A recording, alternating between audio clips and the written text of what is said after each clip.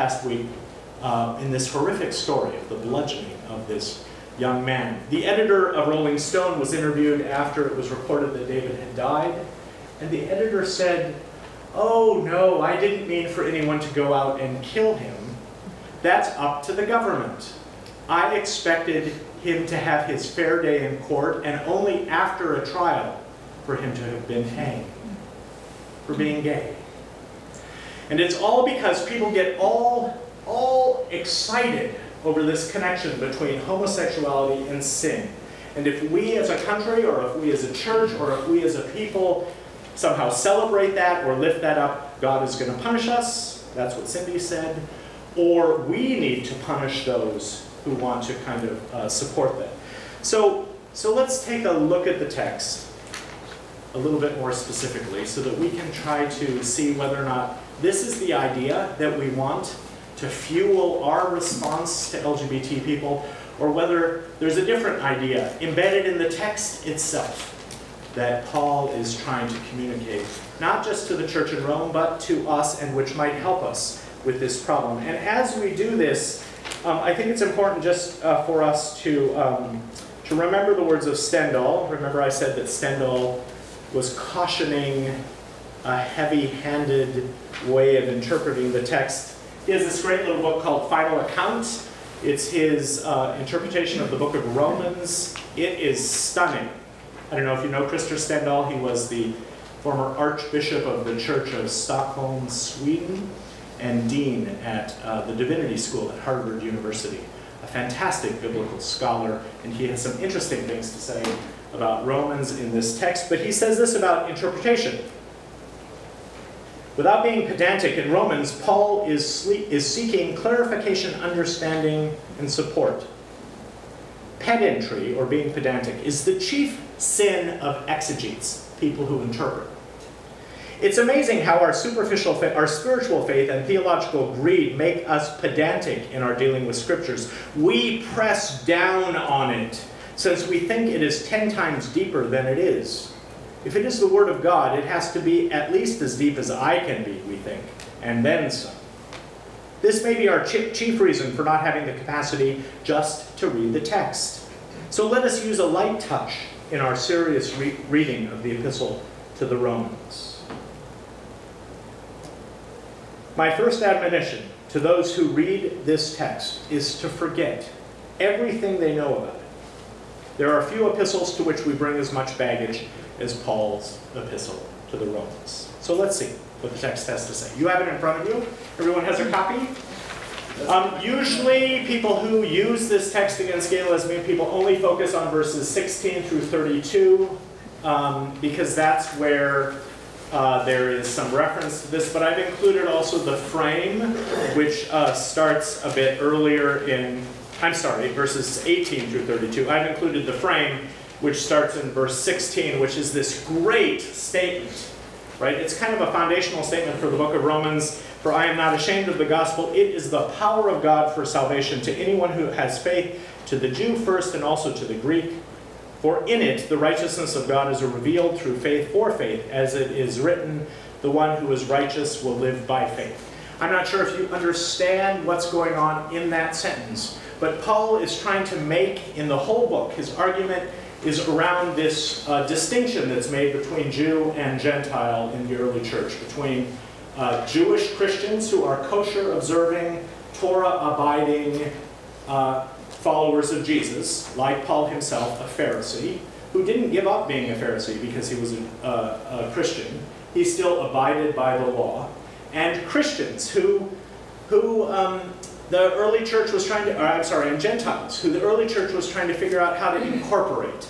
Did they have to also become Pharisaic Jews? Did they have to observe the law? Did they have to become circumcised? Did they have to observe all of the purity regulations in order to be Christians? Or could they be Gentiles? What's going on there? So Paul is going to construct an argument throughout the whole book, an argument which says essentially that no, Gentiles do not have to become like me, Pharisee.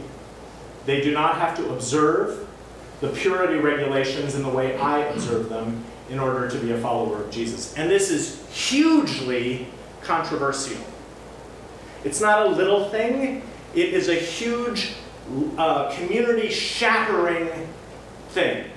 And for Paul makes a bunch of arguments throughout Romans, but essentially his argument, which he's going to develop in chapter 4, uses Abraham. Right? He discovers something about Abraham, who was the first person, right, who was the first person in ancient Judaism to have been given this covenant of circumcision, right? The Israelites are children of Abraham and Sarah. They're children of the covenant, the circumcision covenant. Well, Paul discovers something else about Abraham which he thinks is instructive to this division and to helping to heal this division. And that's what this text is all about. So people make a huge mistake when they read this text. They stop where I've stopped here, right? They stop at verse 32.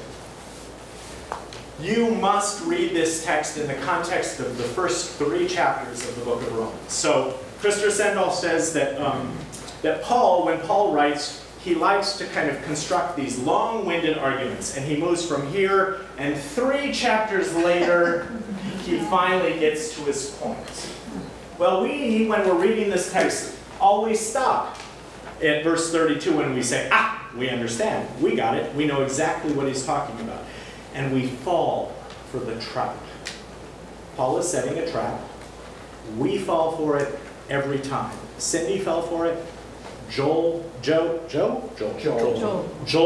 for it.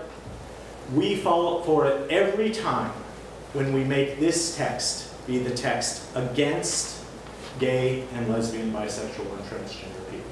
When we make this text say something that Countryman and Stendhal and this great guy called Helminiak, Daniel Helminiak, what the Bible really says about homosexuality, these 3 people say Paul doesn't say this at all in the text.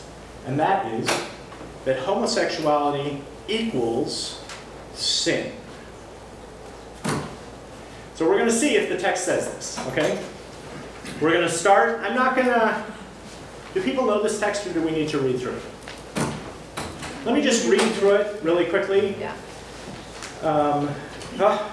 Gosh, we're going to run out of time. This is very exciting. All right, so I'm going to read quickly verses 18 through 32.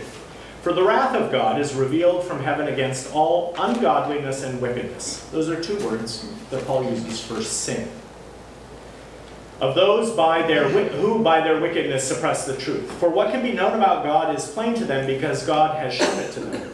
Ever since the creation of the world, God's eternal power and divine nature, invisible though they are, have been understood and seen through the things they have made. So they are without excuse, for they knew God. They did not honor him as God or give him thanks, but they became futile in their thinking, and their senseless minds were darkened. Claiming to be wise, they became fools, and they exchanged the glory of the immortal God for images resembling a mortal human being, or birds, or 4-footed animals, or reptiles. Therefore, God gave them up in the lusts of their hearts. Because they exchanged the truth about God for a lie and worshipped and served the creature rather than the Creator, who is blessed forever. Amen. For this reason, God gave them up to degrading passions.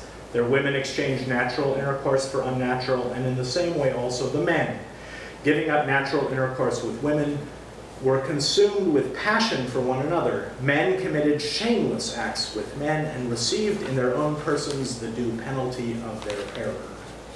And since they did not see fit to acknowledge God, God gave them up to a debased mind and to things that should not be done. They were filled with every kind of wickedness, sin, evil, covetousness, malice, full of envy, murder, strife, deceit, craftiness. They are gossips, slanderers, God-haters, insolent, haughty, boastful, inventors of evil, rebellious towards parents, foolish, faithless, heartless, ruthless. They know God's decree, that those who practice such things deserve to die. Yet they not only do them, but they even applaud others who practice them. It's a stunning text. It's a hard-hitting text. which left alone is kind of a frightening text, right?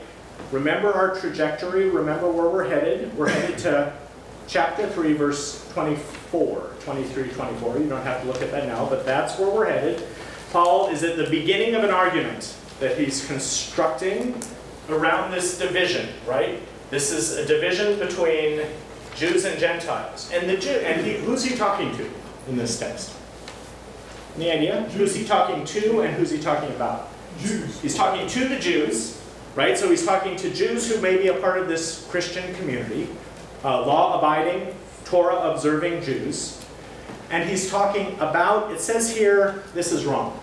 This is the NRSV, it says the guilt of humankind. He's not talking about all human beings. He's talking only about a certain class of human beings. Who's he talking about? Gentiles. He's talking about the Gentiles. This whole text is about the Gentiles. It's not about bad behaving Jews. It's about the Gentiles. So he's beginning to construct an argument, and he's trying to get the Jews on his side in this argument. Right? He wants them to be with him so that he can spring his trap on them. And so that they can hear in a new way, a fresh way, this gospel, which is the power of God for salvation. Something that they're trying to restrict. Something that they're trying to require, put kind of requirements on. Paul wants to undo that for all time. So he starts this, and he says, you know, the wrath of God is revealed from heaven against all manner of sin, right? And then, where does he talk about sin in this text? He talks about it there at the beginning, right? And then where else? He doesn't really talk about sin again. He doesn't use those words until way down at the end, right? Where he has a whole list of things. Did you hear Joel Osteen in the video? He talked about the sin of homosexuality, and he said, you know, it's not unlike any other sin. And then he went through his own little list of things. Paul has a list down at the very bottom. Do you see homosexual behavior in that list? It's not there. If you read the King James Version, apparently adultery is there. They've inserted it into the list, but it's not in the original text. Fascinating, isn't it? So Countryman and Helminiak and Stendhal all say